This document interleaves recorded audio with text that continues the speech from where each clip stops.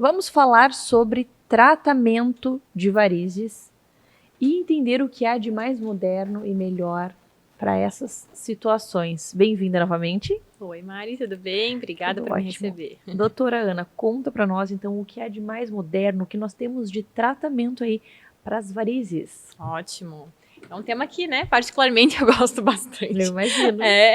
Então, assim, hoje em dia nós temos, evoluiu muito, né, o tratamento de varizes, aí, como tudo na medicina, mas o tratamento de varizes, ele teve uma evolução fantástica, né, nos últimos anos, e nós temos hoje em dia métodos bem modernos que possibilitam a gente tratar, né, tratar as varizes de uma maneira bem pouco invasiva, sem necessidade de repouso, né, com uma recuperação incrível.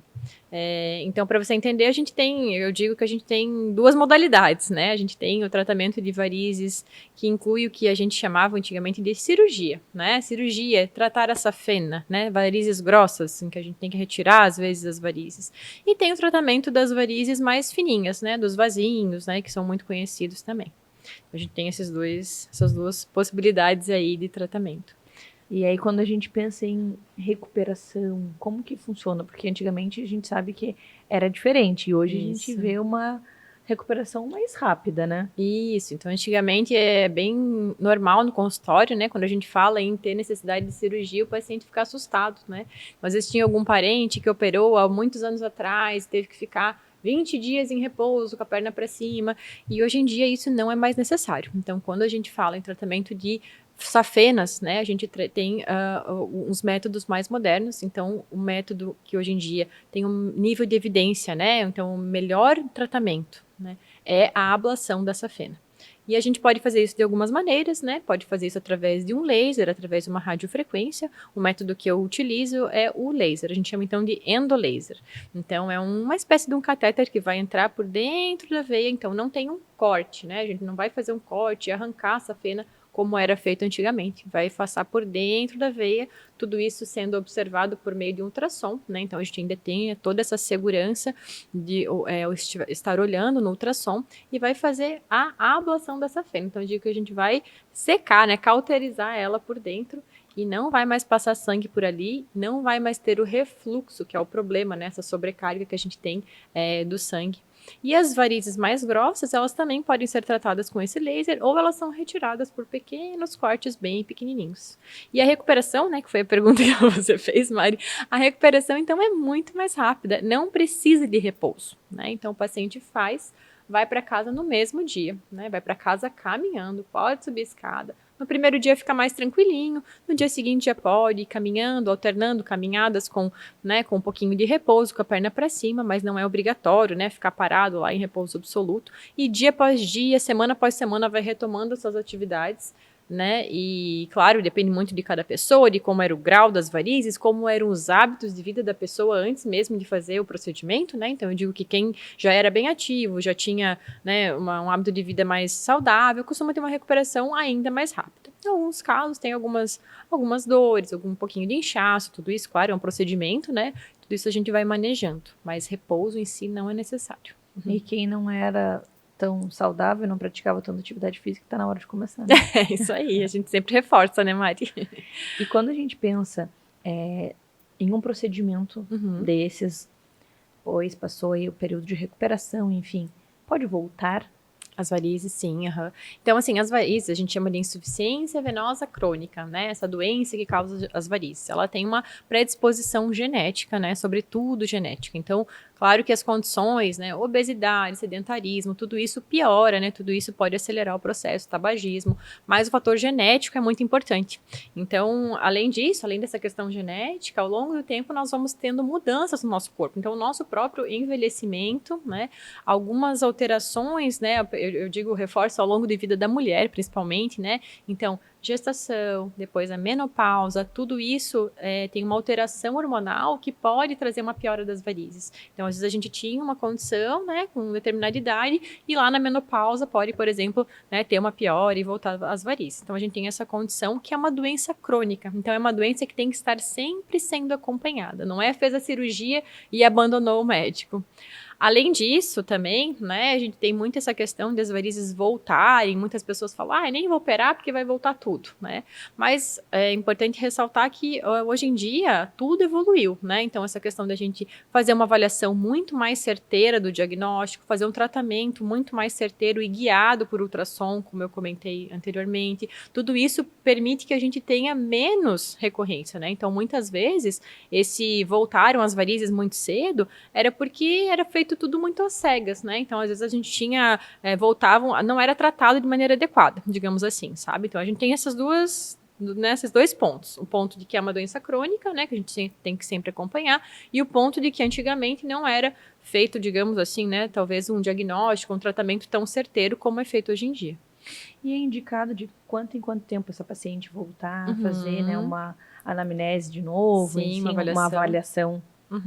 É assim, as minhas pacientes, a gente tem um protocolo ali de acompanhamento, né, pós-operatório, então 30 dias, né, depois 30 dias, depois 6 meses, depois 1 ano, e depois pelo menos uma vez por ano, né, a gente sempre, claro, depende da condição de cada um, mas no mínimo uma vez por ano, quem tem varizes é bom consultar o cirurgião vascular. Quem faz, né, os procedimentos, né, para os vasinhos, é muito normal, né, quem operou ter depois os vasinhos para a gente continuar fazendo o segmento, no mínimo uma vez por ano tem que vir para a gente fazer sessões de manutenção, né, fazer um check-up. Quem tem outras condições vasculares também, o ideal é fazer um acompanhamento uma vez por ano, fazer uma espécie de um check-up ali, né, tá sempre acompanhando. Check-up vascular. Exatamente. E uma paciente pode fazer mais de uma cirurgia na vida? Ah, sim, isso é bem comum, né, por esse motivo mesmo, às vezes a gente tinha naquela ocasião uma safena só doente, e a doença pode progredir, a gente não vai tratar uma safena só para prevenir que em algum dia ela possa ficar doente, né, então a gente trata o que está com problema naquele momento, né, e ao longo como é uma doença crônica, ao longo do tempo, pode ser que, né, outra safena tenha uma condição que a gente vai precisar fazer o procedimento, ou as próprias varizes, os vasinhos, então é muito comum, né, a gente ter uma mesma paciente que faz mais uma vez a cirurgia. Perfeito, adorei as explicações. Obrigada. Obrigada por dividir tanto conhecimento. Se você tem alguma dúvida sobre esse assunto, se você pensa que talvez precise de cirurgia, de uma avaliação, não deixe passar muito tempo, procure um profissional, uma boa avaliação, porque a gente olha muita coisa na internet, mas eu sempre digo, nada dispensa uma boa avaliação médica. Exato. Então entra no Instagram do Minuto Mamãe Bebê, procura a doutora Ana lá, chama ela e marca a sua avaliação, né, doutora? Isso aí, pode chamar. Até a próxima. Até mais, Mari.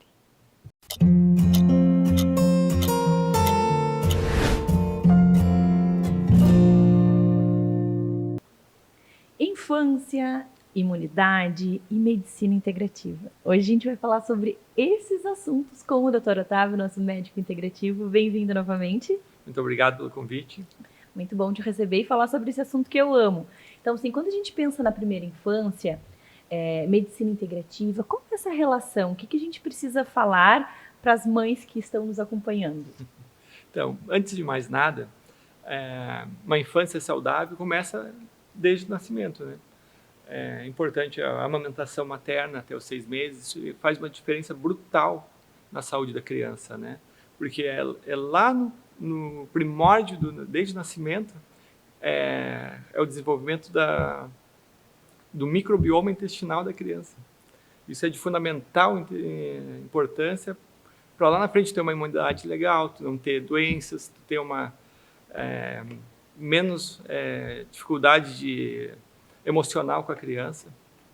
Quando a gente pensa em suplementação, doutor, o que é indicado para as crianças? A gente sabe que os pediatras, eles já passam algumas suplementações, até acho que 2 anos, mas depois disso a suplementação ela é esquecida. E a gente sabe que, no caso, vitamina D. A gente precisa suplementar. Então, o que você vê aí de crianças que precisam de suplementação e não tem?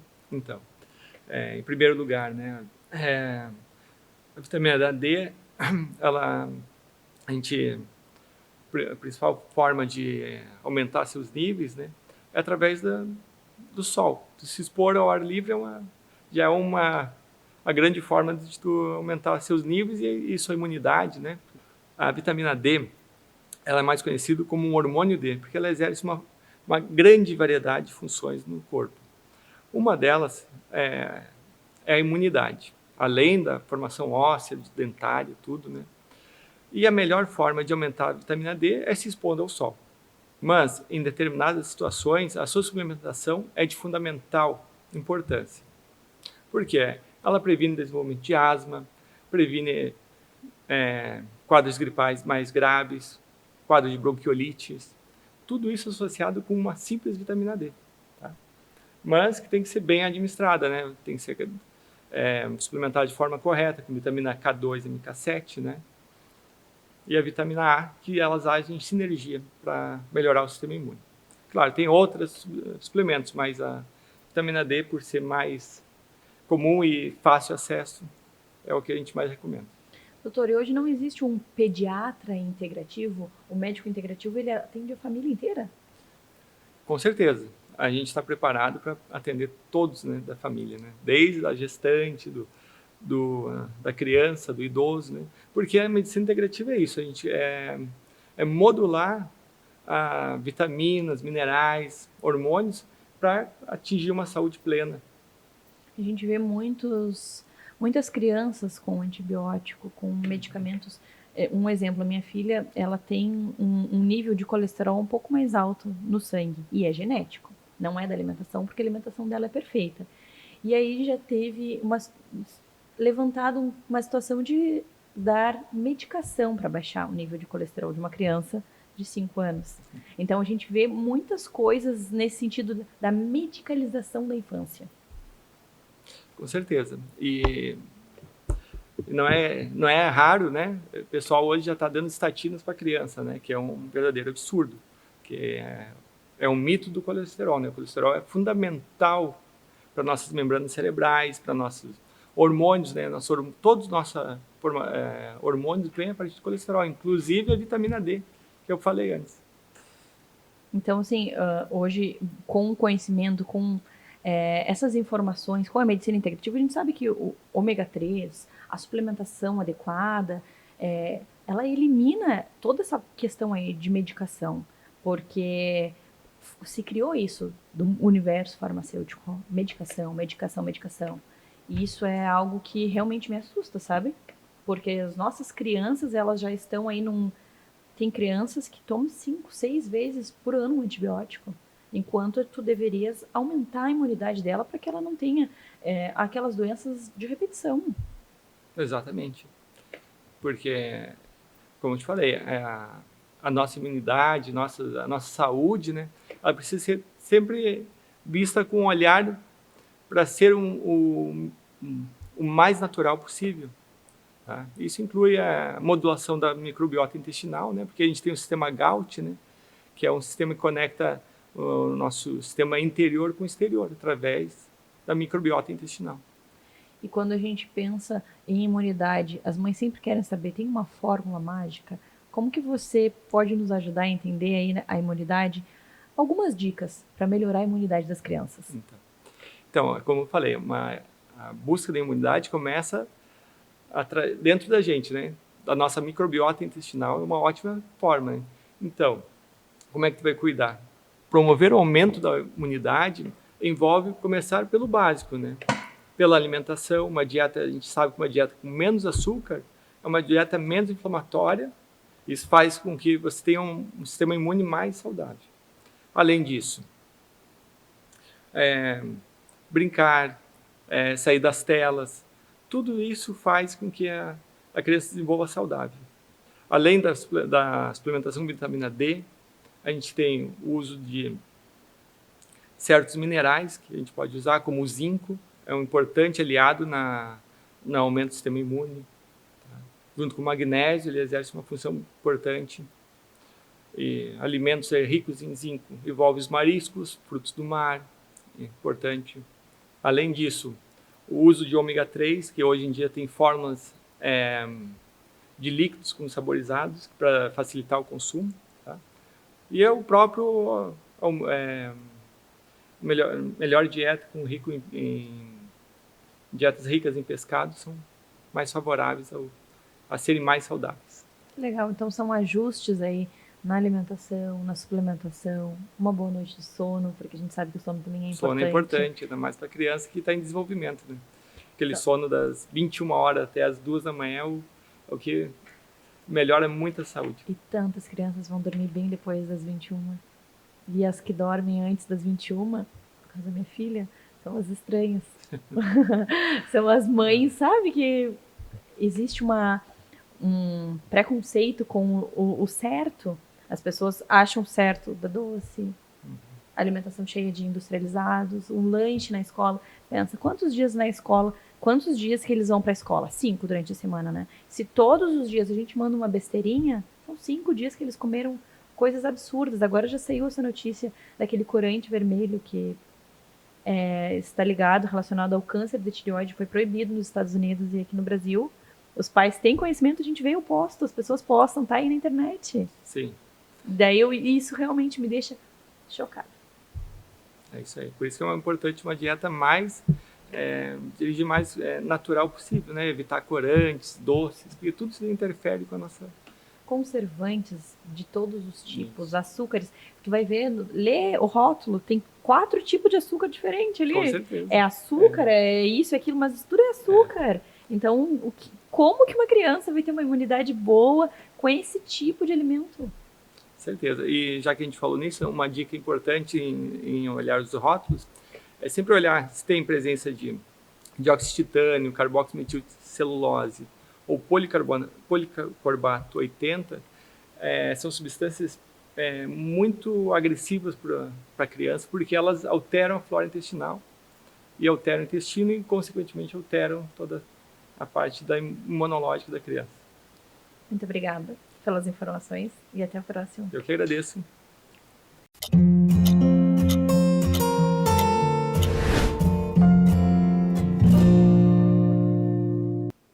Mediação de qualidade nas escolas. O tema que a nossa maravilhosa pedagoga trouxe para a gente abordar hoje. Bem-vinda novamente. Obrigada, Maria. Eu agradeço. É um prazer estar aqui, sempre. Muito bom te receber. Então, o que a gente precisa entender sobre esse assunto? Conta tudo para nós. O que seria uma mediação de qualidade na escola? A gente tem muito a ideia de que a escola se resume aos conteúdos, né? Acho que muitas famílias, inclusive, esperam isso da escola, que é a parte de ensinar, né? Ou ensinar conteúdos, levar... E a gente entende que o professor, ele acaba sendo um educador e que vai ensinar muito através do seu comportamento, das suas atitudes, né? Que ensinar não vai se restringir só ao conteúdo que está sendo passado no quadro. Então, a gente vê isso muito claro nas crianças, né, Maria? É bem legal de ver, assim, quando a gente, inclusive na terapia, é bem uma das estratégias que a gente utiliza para ver como é que está lá na escola, é pedir para a criança imitar a professora. E aí a gente percebe como que está essa mediação diante de um conflito, né? Às vezes a forma de... quer o silêncio, mas grita para pedir o silêncio, quer impor algo às crianças de uma forma muito mais autoritária do que como uma autoridade da sala, né? Então, existe essa diferença de ser autoritário, de exigir de qualquer forma e realmente conquistar isso através da sua postura muito mais educadora. Então, a mediação de qualidade é a gente conseguir ensinar para as crianças através do comportamento mesmo, sendo. E como que é isso, né? É sendo aquele modelo. Então, se eu quero silêncio, eu promovo esse silêncio, né? Ao invés de exigir ele das crianças. Silêncio! Então, quando a gente faz isso, a gente está falando para eles, através do grito, né? Que eu quero algo. Então, nem o professor está agindo da forma adequada, se eu pensar. Então, a mediação de qualidade é quando existe uma intriga. Hoje, muito quando a gente fala do bullying, a gente sabe o quanto é necessário ter uma mediação de qualidade. Então, quando alguém vence, qual é a forma mais adequada para lidar com quando vence uma partida, né? A vitória, ela é importante, falar sobre ela é importante, mas também orientar as crianças que tudo tem um limite, que quando passa para a gozação, já é o excesso. Então, esse professor que ensina através de conversas, de orientação, que fala, que media, né? Então, a mediação é quando tem uma intriga entre duas crianças. Como que eu resolvo uma intriga? A gente foi criado muito com a ideia de que peça desculpa um para o outro, né? E esse pedir desculpa para o outro não ensina nada, se a gente for pensar, né, Mari? O que ensina para eles? Tem que pedir desculpa. Mas eles não aprenderam nada com aquilo. Então, a mediação é realmente dizer o que aconteceu. Eles contarem, eles refletirem, né? Quando eu conto, eu estou refletindo também sobre o que aconteceu. E aí, como que vocês poderiam resolver isso? Então, essa é uma estratégia que eu ensino muito as pessoas que, né, que são professores, profissionais que têm interesse em ter essa mediação melhor, né, não violenta na escola, e que são algumas estratégias. Na verdade, na disciplina positiva tem várias. E aí é muito legal compartilhar isso, né, porque eu estudei tudo isso não para ficar aqui, para a gente poder levar isso para mais profissionais estarem aplicando também. E o resultado é muito significativo, né, porque a gente ensina para a vida, não para restringir aquele comportamento naquele momento, né. Não sei se fica claro, assim, que é muito diferente, né, ensinar do que impedir, né, o comportamento. Então, impede a briga, mas impedir a briga eu não estou ensinando nada, né, eu quero que eles aprendam para que aquela situação ali não volte a acontecer porque eles entenderam, né, isso é a mediação de qualidade. E como que a gente adquire uma mediação de qualidade para os professores que estão nos vendo? Tu tens algum curso, alguma coisa? Eles podem entrar em contato com você? Sim. Tenho certeza que gerou curiosidade. Sim, é bem importante entender que é um processo que a gente vai entrando em contato com esse conteúdo. Eu tenho uma aula gravada, que é uma aula é um momento, assim, de muito conteúdo de prática, assim. Como que você pode fazer para lidar com a intriga entre os colegas? Como que você pode fazer para quando as crianças estão com comportamento... Então, são várias estratégias mesmo, em que eu explico cada uma delas e como que elas podem estar entrando no dia a dia da sala de aula.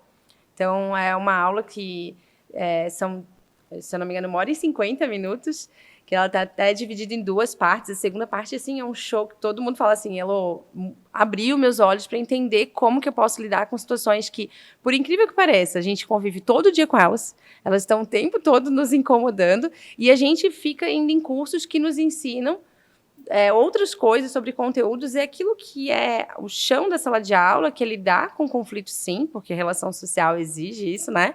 Aprender a frustrar, aprender a ser frustrado, tudo isso faz parte da relação social, e a gente é pouco ensinado sobre isso, né? Então, a disciplina positiva, ela tem isso muito organizado, e como eu fiz formação, né, na disciplina positiva, como orientadora parental, essa formação, ela trabalha exatamente com cada um desses recursos, e a gente vai aprendendo como lidar, como mostrar para um professor que ele pode estar utilizando na sala, assim, é bem revolucionário, assim, porque até algumas são bem conhecidas, né? Por exemplo, escolhas limitadas, né? Que é aquela ideia de, você pode fazer dessa forma ou dessa, para a criança ter autonomia e, ao mesmo tempo, estar ciente das suas escolhas, né, lidar com as consequências delas também, né, porque isso, quando a gente escolhe, a gente está lidando com as consequências também. Então, tudo isso é uma das estratégias da disciplina positiva, né? Existem algumas estratégias que são simplesmente de tempo de qualidade, né? Então, se aquela criança está incomodando muito na sala, porque percebe que tem um comportamento inadequado, repetitivo, o professor ir para o lado dessa criança, ter um tempo, estabelecer uma conexão, entender ali, o tempo é 5 minutos, né? Ter alguma coisa que está em comum ali, encontrar alguma coisa que ele tem interesse, que a criança tem também. Então, cria esse laço e a gente percebe o quanto essa estratégia ela tem um efeito muito positivo, porque eu só consigo que a criança tenha um comportamento melhor quando ela se sente melhor, né? E, infelizmente, muitos professores não entenderam isso ainda. Então, às vezes, começam a tratar mal, né? Agindo, e a criança começa a se sentir mal porque ela se sente inadequada. E aí ela não vai ter comportamento melhor, né? Ela cada vez mais, ou ela se esquiva, ou ela realmente cada vez mais quer comprovar que ela está tendo um comportamento ruim mesmo, né? Então, a mudança de perspectiva, de olhar, é a gente trazer soluções para esses profissionais que estão ali lidando com isso o tempo todo. É mais ou menos isso. Nossa, fiquei, assim, encantada. Tenho certeza que deve ser uma aula incrível. É bem legal mesmo. Eu sou suspeita, mas assim, tem vários retornos assim dos profissionais que já fizeram a aula, e aí os retornos são muito maravilhosos, porque é exatamente o que a gente está precisando muito nas escolas, né? Ter respostas, né, práticas de como lidar. Adorei, Elo. Obrigada por compartilhar conosco. Eu agradeço. Estar aqui é sempre um prazer. E até uma próxima. Até a próxima, Mari.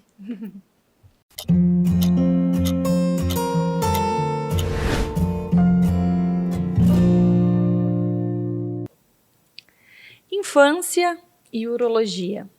Tem uma relação? Quem vai nos responder é o nosso urologista, Dr. Rodolfo. Bem-vindo novamente.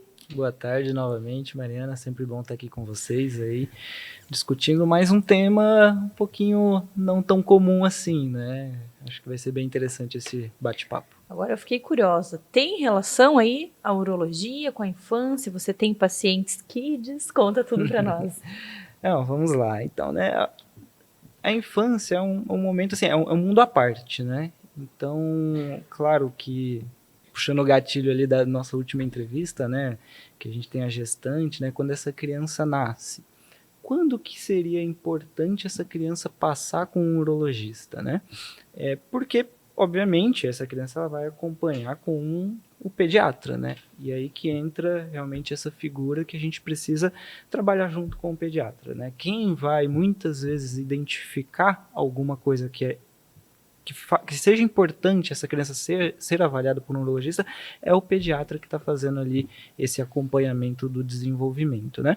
E como a criança ela acaba se desenvolvendo muito rapidamente, principalmente ali nos primeiros 2 anos, 2, 3 anos, assim, o organismo da criança ela passa por um processo de crescimento muito rápido, se o pediatra não ficar de olho, muitas vezes algum probleminha pode passar despercebido e levar consequências não tão boas para essa criança, né?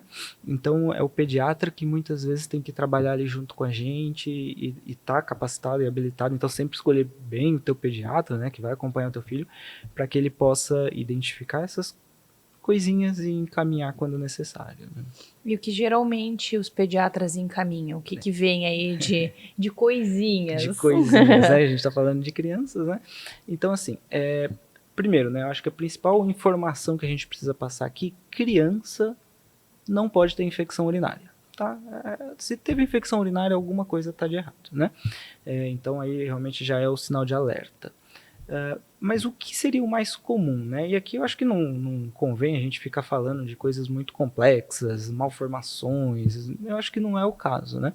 Mas o que seria mais comum seria realmente os quadros de fimose, né, nas crianças, e nos menininhos, né, que o testículo não desce para a bolsa escrotal, né? Eu acho que esses seriam os principais, assim, que chegam no urologista, né, as principais queixas. E também, né, que eu falo, às vezes uma investigação um pouco mais detalhada de uma infecção urinária, que daí realmente você pode ter casos até mais bem complexos, né? A gente pensando na urologia e na infância, tanto o menino quanto a menina podem ser tratados por um médico urologista, certo? Sim, sim. Ambos os sexos podem precisar de alguma avaliação urológica, né? O menino, que nem eu falei, ele é muito mais comum passar com um urologista, porque assim, é muito comum o nenenzinho ter uma fimose, que a grande maioria das vezes é o que a gente chama de fimose fisiológica, que ela vai se resolver ali até o início da puberdade, né? E a gente se preocupa mais com a fimose quando ela é sintomática, de novo, principalmente quando às vezes a criança tem infecção urinária. Então, às vezes a criança está com infecção urinária, você vai ver, é uma fimose, né? Então, aí existe essa ligação entre fimose e infecção urinária. Muitas das vezes é um dos sintomas, né? E aí sim você tem indicação de, na infância, na pré-adolescência, no momento né, que a criança está ali na escola, de fazer o tratamento da fimose, seja com pomadas, que muitas vezes têm bons resultados, seja até mesmo um tratamento cirúrgico, né? Quando a criança ela não tem sintoma, a gente espera, porque ali até os 16 anos, menos de 5% dessas crianças vão manter com esse quadro de fimose. E fimose, né, que a gente está falando, né, é um anel que impede a exposição ali da glande, né, da cabeça do pênis, né? E aí realmente, se essa criança ela se desenvolve sem ter nenhum sintoma, nenhuma complicação, a gente deixa para operar realmente quando ela for um pouquinho maior, ali um pouquinho antes de entrar na puberdade, né? Outro caso que seria muito comum no consultório, também, ainda falando dos meninos, o testículo que não desce, esse é um casinho um pouquinho mais urgente, digamos assim, que a gente não pode esperar mais do que 18 meses, ou seja, 1 ano e meio para tratar essa criança. Nesse período, a gente pode tentar fazer algum tipo de tratamento hormonal, tá?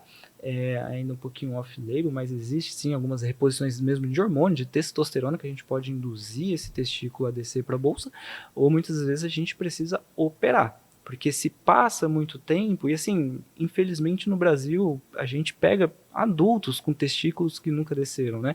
Esse testículo ele tem uma chance maior de ter um câncer de testículo, né? Então, muitas das vezes, depois quando a gente já pega adulto, a gente não tem mais salvação para jogar de novo esse testículo para a bolsa, mas a gente precisa operar e tirar o testículo, tá? Então, por isso que é muito importante, de novo, muitas vezes quem vai identificar isso é o pediatra, né? Muitas vezes, principalmente quando a gente pega ali pais de primeira viagem, muitas vezes não tem esse, né? Então, realmente, quem vai identificar isso, muitas vezes, é o pediatra e ele tem que ter esse feeling de fazer o encaminhamento. Voltando na tua pergunta, quando a gente... Meninas no consultório de urologia é um pouquinho mais difícil, né? Geralmente, quando elas vêm, são para avaliar realmente sim, um quadro de infecção urinária, e que daí às vezes a gente precisa realmente lançar mão de alguns exames complementares para ver realmente se não tem, de novo, voltando, alguma má formação no rim, alguma má formação na bexiga, né, alguma coisa que esteja realmente justificando esses quadros de infecção. Quando a gente pensa na infecção urinária, esse rastrear a causa inclui exame de sangue, exame de imagem, como é que funciona para depois chegar aí no tratamento? Primeiro, como que a gente sabe que uma criança está com infecção urinária? Né? Muitas vezes ela não vai chegar para a mãe e falar, tá ardendo para urinar, né? Às vezes ela vai ter um quadro febril, muitas vezes assim, o único sintoma, febre, aí você tem que realmente fazer um rastreio com exames de urina, às vezes um raio-x de tórax para diferenciar, às vezes é uma pneumonia, às vezes é uma infecção urinária, né? Então assim, sempre com um exame de urina, para identificar primeiro essa infecção urinária, né? Tudo bem, teve a infecção, muitas vezes você vai tratar já com antibiótico, tudo, e depois a investigação, realmente, alguns exames de imagem. Inicialmente, geralmente é um ultrassom do abdômen total, né, avaliar rim, avaliar bexiga, avaliar outros órgãos, podendo realmente precisar de uma tomografia ou exames complementares um pouco mais complexos, ressonância, enfim, que daí realmente, de novo, sempre orientado por um profissional para fazer a escolha, né, do melhor tratamento, do melhor segmento. E o que nós temos de tratamento para infecção urinária? Porque a gente sabe que existe aquela questão da infecção urinária de repetição. Uhum. E é algo que a gente não quer. Aí, assim, de novo, criança com infecção urinária, a gente precisa identificar a causa. E daí, uma coisa é você tomar um antibiótico, né, para tratar essa infecção urinária, mas, ela tem uma má formação no rim. Às vezes você tem que operar esse rim.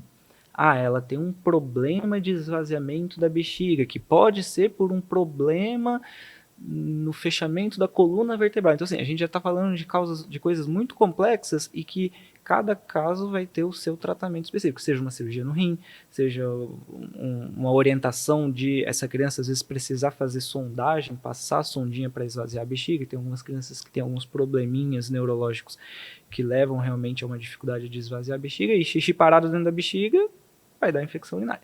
Quando a gente fala em infecção urinária de repetição, qual que é a definição? Quando o paciente tem 3 infecções no ano ou 2 num semestre.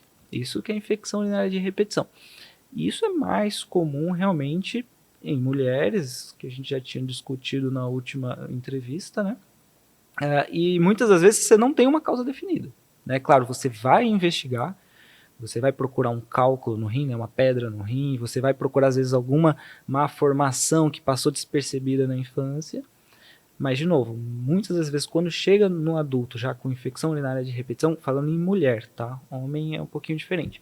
Falando em mulher, a infecção urinária de repetição muitas vezes a gente não tem uma causa, né? Aí você vai tratar um hipoestrogenismo por conta da menopausa, você vai às vezes usar esquemas de antibiótico prolongados, que a gente chama de antibiótico profilático, por às vezes semanas ou meses, para tentar realmente controlar esses quadros.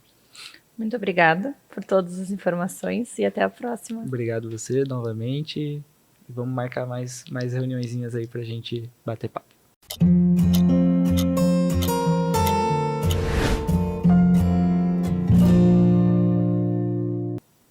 Mitos e verdades sobre varizes com a doutora Carol. Bem-vinda novamente.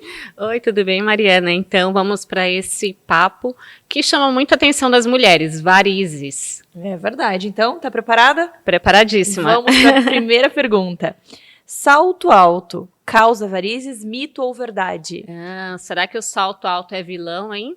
É mito. tá? Salto alto não causa varizes. O que acontece? O salto, quando a gente usa, nosso pé fica em flexão plantar, né?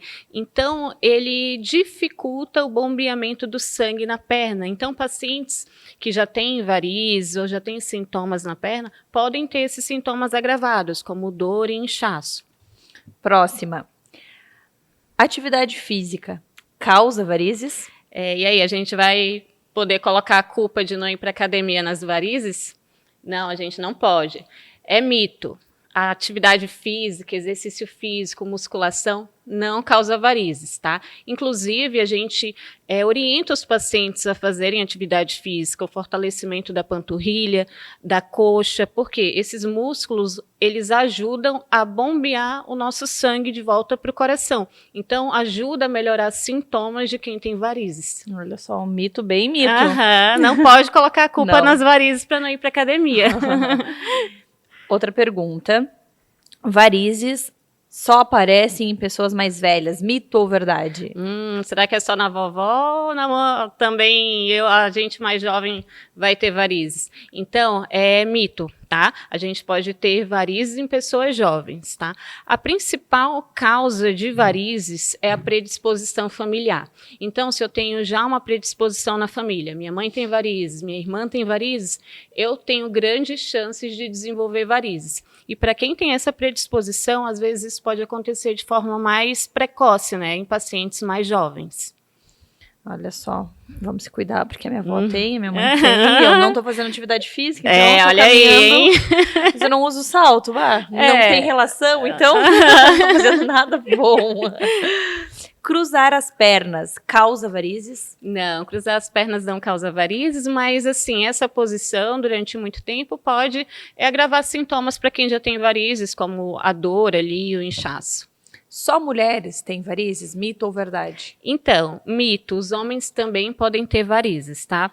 Alguns dos fatores de risco para ter varizes são mais comuns nas mulheres, por exemplo, os hormônios femininos eles afrouxam as veias e isso pode ter um maior risco de ter varizes. Mas os homens também podem ter varizes, principalmente se eles têm histórico familiar. E assim, como tudo no homem, né, eles deixam para procurar quando já está mais agravado. Então, observem as pernas dos namorados e maridos, se tem varizes ou não, porque eles podem ter varizes e é importante esse acompanhamento desde cedo para que não chegue numa fase mais grave da doença e o tratamento fica mais difícil. Olha, a pergunta tem tudo a ver com o que a gente estava falando. Varizes não tratadas podem causar complicações? Mito ou verdade? É verdade, tá? Assim, as varizes não são somente estética, não são somente vasinhos.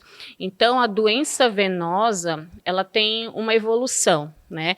E a última evolução mais grave dessa doença, né, das varizes, é a formação de uma úlcera.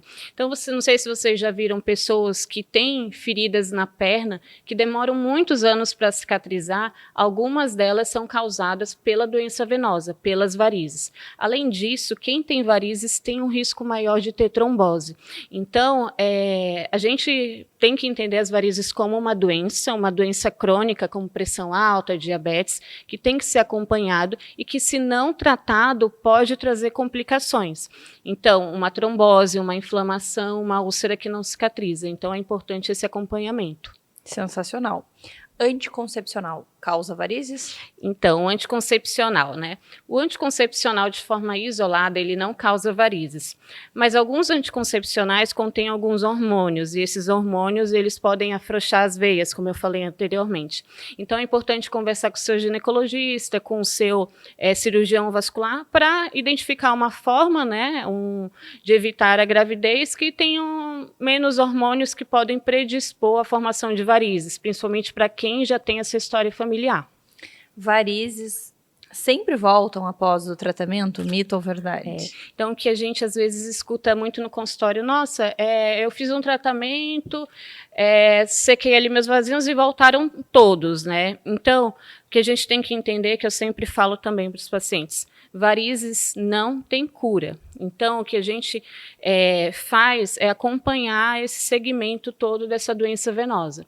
Então, por exemplo, Quando você tem um vasinho, é importante você avaliar toda a circulação da perna. Se esse vasinho ele tem veia nutridora, se as veias mais profundas estão funcionando bem. Por quê? Porque o tratamento depende disso. Tudo é conectado. Então, às vezes, o vasinho ali é a ponta do iceberg. Às vezes, tem muito mais doença por trás que tem que ser tratada primeiro, antes de mexer nos vasinhos. Então, o que acontece? Se você trata de forma correta, estudando todas essas conexões das veias, tratando desde a origem até a pontinha do iceberg, você vai ter um resultado duradouro e satisfatório. Só que, às vezes, veias que não eram doentes começam a ficar doentes, porque você já tem essa predisposição. Então, é uma doença crônica, tem que fazer esse acompanhamento durante a vida toda. Varizes são tratadas apenas com cirurgia, mito ou verdade? Então, hoje a gente está num mundo assim maravilhoso em relação às varizes, porque a gente tem diversos tratamentos que podem ser realizados no consultório, né? Então, hoje a gente tem, a depender da fase que você está, do diâmetro da sua veia, se tem a coloração que ela apresenta, se tem nutridor ou não, se é varizes, se é pré-varizes, a gente tem diversos tratamentos. A gente tem a escleroterapia líquida com diversos tipos de medicação, que seria aquela aplicação, né? A gente tem a espuma, a gente tem o laser, e caso você tenha indicação de cirurgia, hoje as cirurgias são feitas a laser, então o melhor resultado cirúrgico é de cirurgia laser, sem cortes. Então, hoje o tratamento está muito mais moderno, não é como antigamente, que eram cortes na virilhas, um monte de corte nos trajetos das veias, a paciente ficava toda roxa, não conseguia andar direito. Hoje o tratamento é muito moderno. Então, é algo que evoluiu muito e para benefício dos pacientes, né? Varizes aumentam o risco de trombose, mito ou verdade? Esse é um assunto importante, né? Que é assim, às vezes o paciente ele não se incomoda com as varizes dele, mas ele tem medo de ter trombose. E as varizes, elas aumentam o risco de ter trombose, sim, porque é uma veia dilatada em que o sangue fica estagnado ali. Então, você tem um risco, sim, de ter trombose se você tem varizes comparado com uma pessoa que não tem trombose. Então, aumenta, sim, o risco de ter trombose. Quem já teve trombose não pode tratar as varizes? Mito ou verdade? Então, é mito. Quem já teve trombose pode sim tratar as varizes. Só que esse planejamento é um pouco mais delicado, tem que ser muito bem planejado. Por quê? Eu tenho que avaliar se essa veia que trombosou, se ela voltou a ter sangue ou se ela está fechada. Tenho que fazer todo esse mapeamento, né, das veias que ele teve trombose, as veias que estão doentes, para poder planejar o tratamento. Então, eu posso sim operar varizes se eu já tive uma trombose, tá? Mas esse planejamento é um pouco mais delicado. Inclusive, no perioperatório ali, se for fazer alguma cirurgia, às vezes a gente indica até medicações anticoagulantes para evitar a trombose no pós-operatório, que é um período ali que o paciente fica com maior risco de ter trombose, né? Então, pode operar, mas com cuidados um pouco mais específicos. Doutora, adorei. Nosso mitos e verdades sobre varizes. Obrigada por dividir tanto conhecimento. E até uma próxima. Até. Tchau, tchau.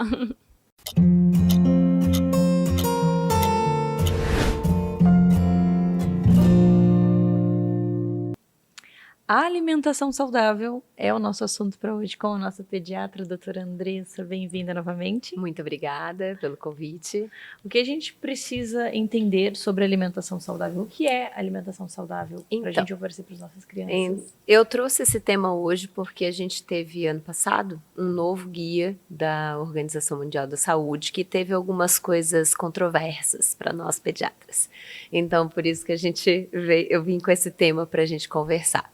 A alimentação saudável, ela prioriza os alimentos naturais e minimamente processados.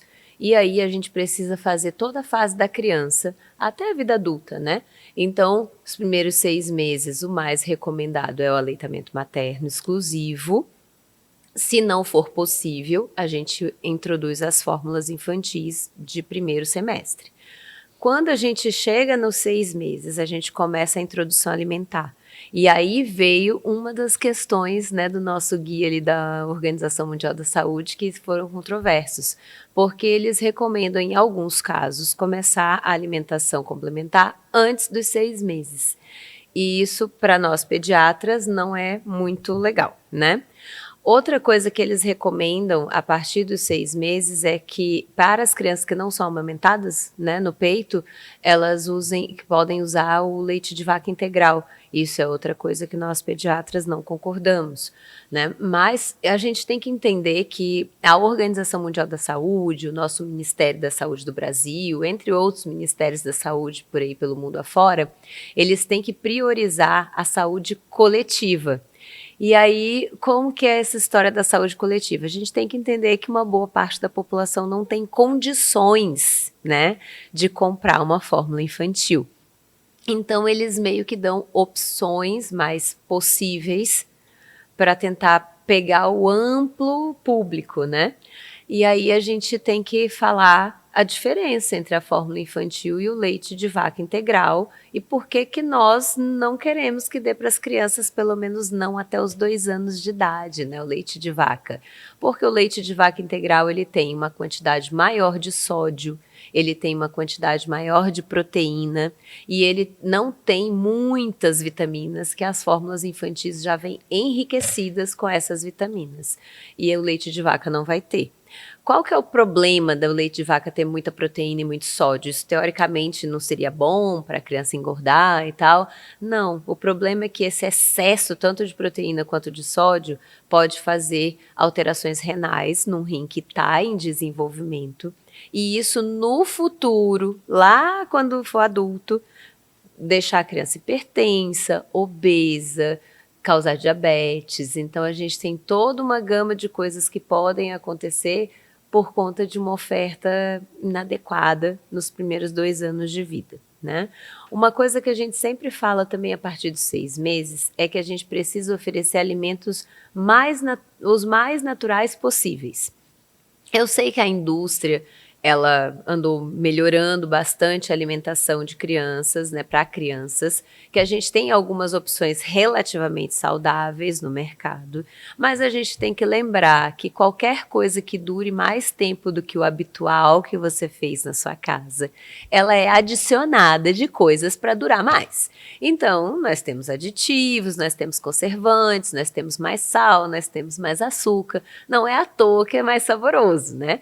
E que dura mais tempo. Então, se a gente puder manter a coisa o mais natural possível, é melhor, né? A partir de 1 ano, a criança vai poder comer basicamente igual a família dela, né? Exceto o açúcar, né? E aí vem um outro cuidado, né? Porque aí quando a criança consegue comer de tudo, né? Assim, pode comer tudo que a família come.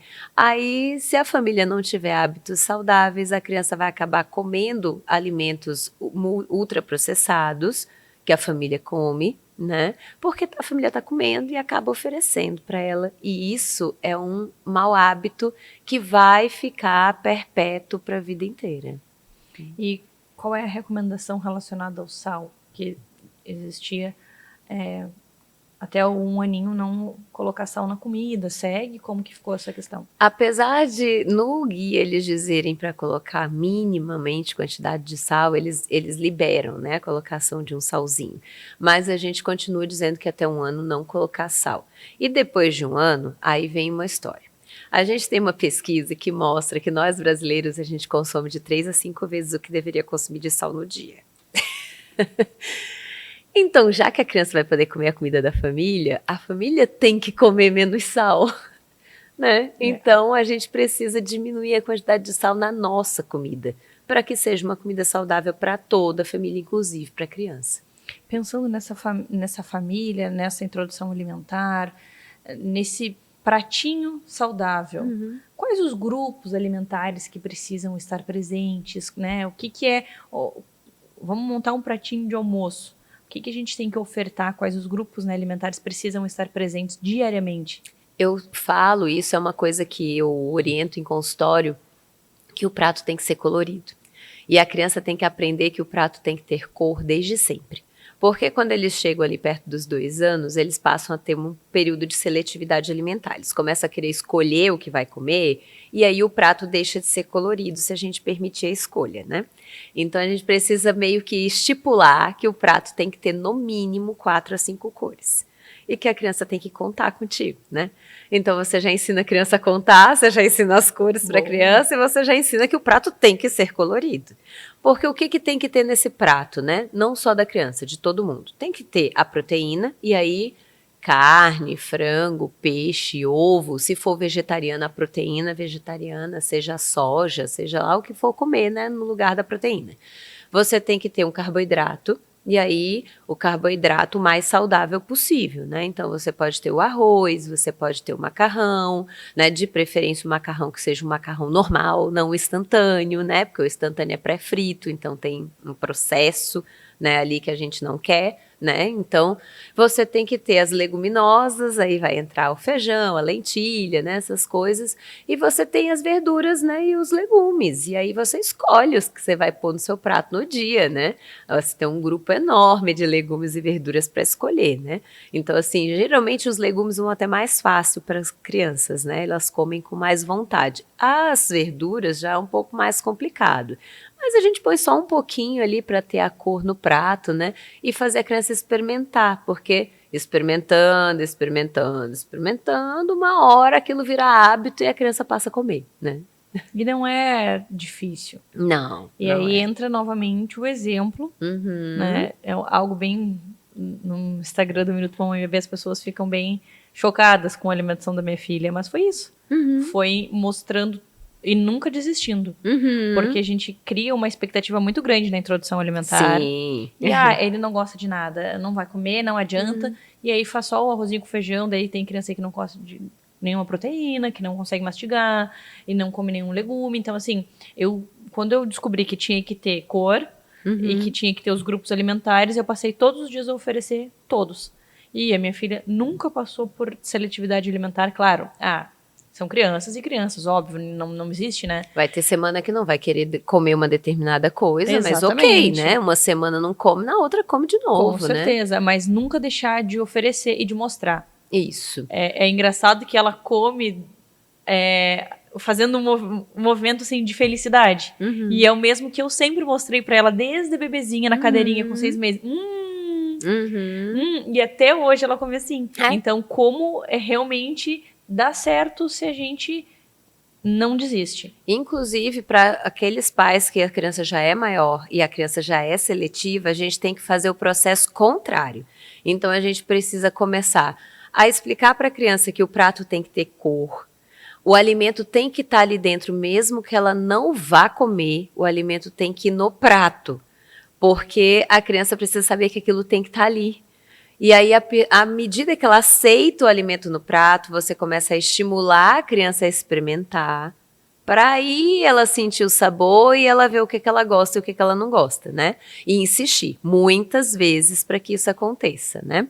E um outro ponto, assim, que eu acho fundamental a gente falar, né, assim, a respeito da alimentação em si, é que a alimentação ela é um processo cíclico. Então, quando chega nessa fase entre os 2 e 4 anos, é bem isso. Uma semana a criança come maravilhosamente bem. Tudo que você colocar no prato, ela vai comer. Na outra semana, ela já diz que não gosta, que não quer isso, que não quer aquilo outro. E aí, é aquela história do você fazer a água mole em pedra dura, sabe? Você oferece de novo. Naquele dia não quis comer, você não força. Mas, né, naquela mesma semana você faz de novo, oferece mais uma vez. E assim a gente vai nesse processo, né? E aí a gente consegue incluir uma alimentação saudável que é algo imprescindível, assim, é algo fundamental para o desenvolvimento, para tudo. E uma chance para os pais começarem a se alimentar saudável também, né? Sim, com certeza, né?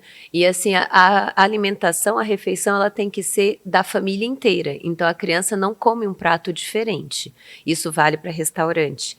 Eu tenho verdadeiro horror daqueles pratos kids, né? Então, assim, se vai comer, a comida é pedida para toda a família, inclusive para a criança. Olha só, adorei. Obrigada por todas as dicas e até a próxima. Obrigada. Tchau, tchau.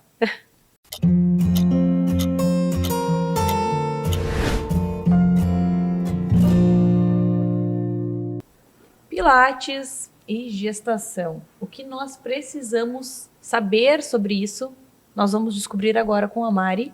a minha xará maravilhosa. Bem-vinda novamente. Obrigada, Mari. Muito bom estar aqui contigo. Muito bom te receber, aprender tanto com você sobre saúde, aí, sobre movimento e agora falando sobre Pilates. O que a gente precisa entender? A gestante, ela pode fazer Pilates? Pode, ela deve fazer Pilates, né? É muito importante se manter ativo durante a gestação, né, Mari? E, claro, com todos os cuidados, né, que uma gestante precisa, mas é muito importante, sim, se manter ativo na gestação. Quando a gente pensa aí no Pilates, a gente tem várias possibilidades. A gente pode fazer um treino mais puxado, mais leve, e assim, tem alguns movimentos, alguns aparelhos, eu não sei como que vocês falam, que a gestante não pode fazer. Como que funciona e como que tu monta esse treino? Isso. Então, o treino da gestante, ele sempre vai depender muito de como ela está se sentindo também, né? E principal, sempre digo para as minhas alunas, a parte da teoria eu conheço, na prática cada corpo é um corpo, e ainda mais nesse período de gestação, às vezes sabe aquele feeling, aquela intuição da gestante, acho que isso não vai ser legal, a gente respeita muito isso nesse momento. Eu trabalho bastante dessa forma. No primeiro trimestre é sempre importante já ter a recomendação do médico, né? Quando a gestante já é minha aluna, a gente segue na prática, porque esse corpo já está acostumado, né, com a prática do Pilates.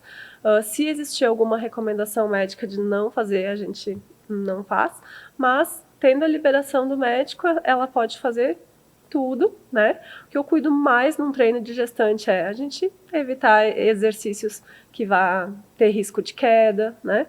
Exercícios dependendo ali do trimestre da gestação, barriga para baixo, não vai mais ser confortável. Lá no terceiro trimestre, barriga para cima por muito tempo também não vai mais ser confortável. Mas isso tudo vai dependendo muito dessa troca, né? De como ela está se sentindo no processo. Mari, a gente consegue dentro do Pilates treinar todos os grupos musculares, montar um circuito aí? Como que você trabalha essa questão? Tenho certeza que a pessoa chega até você, aí você faz uma anamnese, vendo, eu tenho dor, então primeiro tratar a dor, mas tem também a questão do ganho de massa muscular, como que funciona? Tem sim. Na avaliação, além da anamnese no Pilates, eu faço alguns testes de movimento. Depois da anamnese, o que esse corpo está precisando, né? De reforço muscular, de mobilidade, de flexibilidade. Na gestação, especificamente, a gente vai trabalhar bastante essa questão do equilíbrio, né? Por conta do aumento da barriga. A gente vai trabalhar muito reforço de musculatura profunda também, para estabilização, para não dar dores na lombar, para já trabalhar esse reforço de assoalho pélvico. Nossa, é bem completo, porque muito completo. Você trabalha aí com gestantes, você já sabe quais são as principais queixas, e a gente sabe, como eu já gestei, toda essa questão da lombar, nossa, é muita dor. E a pessoa sem fazer nenhum movimento, como que ela vai ter força? Como que não tem como, né, Mari? E o Pilates, ele trabalha o corpo de uma forma muito global, né? Então, nunca você vai sair de uma aula de Pilates sem ter trabalhado o teu corpo todo. E isso é muito legal, porque além desse reforço muscular que a gente pode focar nos exercícios, existe bastante esse trabalho muscular mais profundo também, que é a musculatura que vai estabilizar, né? Que vai estar sustentando o teu corpo para aguentar esse aumento da barriga, né? Do peso. Uhum. E aí, quando a gente pensa no pós-parto, Mari, quanto tempo depois essa mulher pode voltar a treinar, fazer pilates? O pós-parto, então, ele vai depender da recomendação médica, né? Vai depender da forma do parto normal, cesárea. Mas assim que existir já a liberação para a prática de atividade física, essa mulher já pode voltar para a atividade. E aí, ainda assim, a gente vai respeitar, né? Os limites dela, vai voltar aos poucos, né? Para ir recuperando esse corpo. Vai passar de novo por uma avaliação para a gente ver como está esse assoalho pélvico pós-gestação, como está, se existe diástase ou não, né? E a gente vai trabalhar de acordo com o que esse corpo está precisando no momento, né? E quanto tempo dura uma aula de Pilates? Quantas vezes por semana é indicado? A aula dura 1 hora, né? A indicação, eu sempre indico pelo menos 2 vezes na semana, mas isso depende muito também se essa pessoa já pratica outras atividades também, né? Então, Mari, a minha atividade é unicamente o Pilates, então eu indico pelo menos 2 vezes na semana. E caso essa pessoa já treine outras modalidades também, se quiser fazer 1 vez na semana, a gente já vai conseguir trabalhar de uma forma bem legal. Mas pelo menos 2 vezes por semana é o que eu indico mais. Quando alguma paciente, uma aluna, entra em contato com você em busca do Pilates por alguma dor, né? Quanto tempo ela já vê um resultado? Isso é muito relativo, né? Depende muito de cada pessoa. Depende muito da consciência corporal, né? Eu ensino muito nas aulas o cuidado em casa também, porque eu brinco com as minhas alunas que elas vão ficar comigo ali 1 hora ou 2 horas na semana. Mas ali o meu papel é passar esse conhecimento do corpo delas para que elas possam se cuidar em casa. Então, existindo essa consciência corporal, o resultado é muito rápido. Assim, tem casos de no primeiro mês a pessoa já notar a diferença no corpo. E aí, resultados é sempre, né, Mari? Cada caso é um caso, então não tem muito como precisar, né? Depende muito da dedicação de cada um em melhorar. Com certeza. E a gente sempre fala que não é um milagre. Então, tem toda a questão da alimentação, Exatamente. né? São várias coisas associadas para um resultado. E aí, a gente pensa na massa muscular. A mesma coisa, né, Mari? Uhum. A gente entra ali, eu quero ganhar massa muscular. É um processo. Tem um período para que isso aconteça e também precisa da alimentação junto. Isso Então, aí. as pessoas chegam em busca, assim, de algo milagroso e não existe, né, Mari? A gente precisa de um tempo, a gente precisa de entrega, precisa realmente que a pessoa se dedique. Mas quando você tem ali a sua experiência, em quanto tempo a pessoa já consegue notar assim, melhorou um pouquinho o meu braço, já notei um pouquinho da diferença na panturrilha? Tu consegue notar assim? Eu acredito que ali por uns 3 meses de prática a pessoa já consegue perceber quando ela está assim bem regrada também com essas outras partes, né, de alimentação, de... Adorei, Mari, obrigada por dividir tanta informação conosco, por dividir um pouco aí do teu dia a dia, do teu trabalho, né, com o Pilates, e até uma próxima. Obrigada, Mari, obrigada pela oportunidade de estar aqui contigo, adorei. Até a próxima. É.